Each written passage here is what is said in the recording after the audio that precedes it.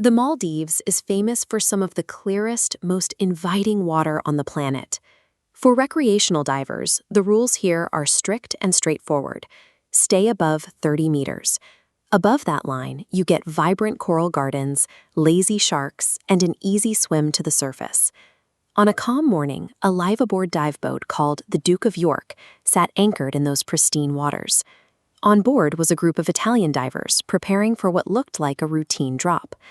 This specific team included Monica, a marine ecologist, her 23-year-old daughter Georgia, two younger researchers named Muriel and Federico, and their dive instructor, Gianluca.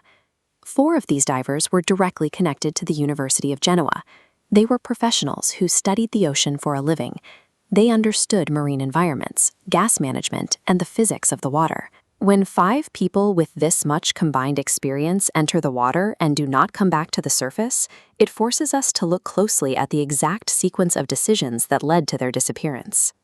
On paper, the group had a scientific permit to study soft corals. That meant working in shallow, sunlit reefs where conditions are entirely predictable. In open water marine research, safety relies on one simple geometric fact. If your equipment fails, or the current shifts, or you run low on air, you can simply swim straight up to the atmosphere. But that morning, the group abandoned their permitted research plan. Instead, they descended toward the Dana Candu cave system, a complex network of underwater chambers dropping down to nearly 50 meters. By entering the cave, they traded a naturally lit open water environment for an enclosed overhead system. The surface was no longer directly above them. The only way out was back through the exact same dark passages they entered. The dive began by dropping straight past the country's 30-meter recreational limit.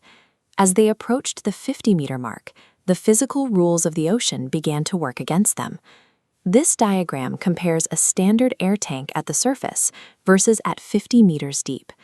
Because of the extreme water pressure, every breath a diver takes down here draws highly compressed gas. A tank that lasts an hour near the surface empties in a fraction of that time. This visual updates to show what happens to the gas inside the body.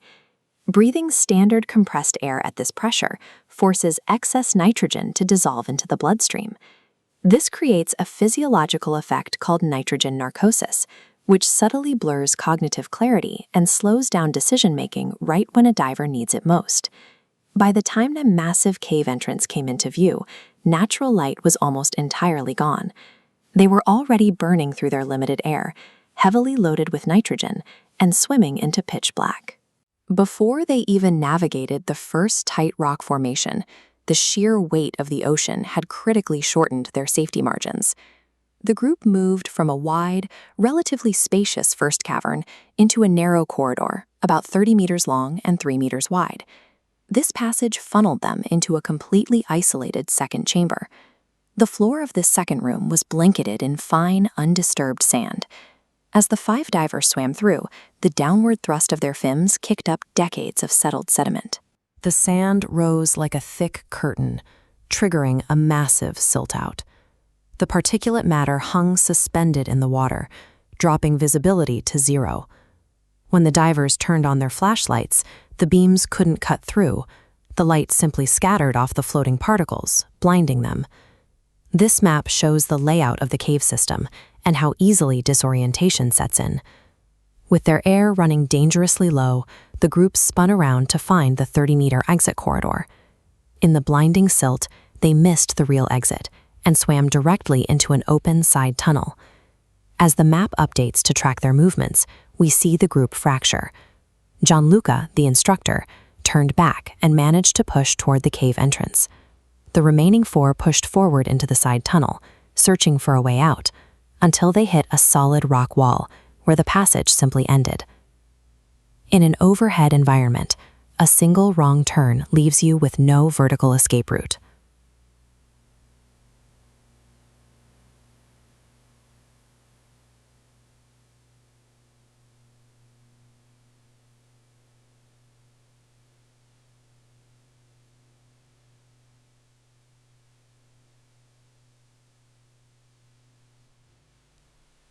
Trapped in a narrow dead end, panicking and breathing heavily at 50 meters deep, their tanks ran dry. Up on the Duke of York, the Maldivian sky was clear and the water was perfectly flat. The scheduled return time came and went, and the crew waited, completely disconnected from the reality of what was happening underneath them. When the alarm was finally raised, Maldivian military divers were the first to enter the water. Near the mouth of the cave, they found Gianluca's body, confirming the severity of the situation. The remaining 4 were still somewhere deep inside the system. To find them, the rescue divers had to push back down into the 50-meter, zero-visibility environment, accumulating massive amounts of nitrogen in their own bloodstreams with every minute they searched. The physical toll was too high. Mohammed Mahoudi, one of the military divers, was forced into a rapid ascent from the extreme depth. His body couldn't off-gas the nitrogen fast enough, and he died from severe decompression sickness. The cave had effectively weaponized its own depth. It took a search and rescue operation and turned it into a secondary lethal event, proving that standard diving procedures simply could not survive this environment. Authorities realized they needed a different tier of expertise. They brought in a specialized team of Finnish technical cave divers, trained specifically to navigate highly lethal deep-water overhead systems. These specialists didn't use standard scuba tanks. They wore closed-circuit rebreathers to recycle their gas supply and scrub out carbon dioxide, giving them hours of breathable air. As they entered, they deployed continuous physical guidelines, creating a thread back to the exit that no amount of silt could hide. Following their strict protocols, the Finnish team bypassed the main corridor, deliberately navigated into the dead-end side tunnel, and methodically recovered the bodies of Monica, Georgia, Muriel, and Federico. The ocean does not care about academic degrees or open-water research experience. Without the specific technical training and specialized diving equipment and disciplined gas planning required for a deep cave system, crossing that boundary leaves no margin for survival.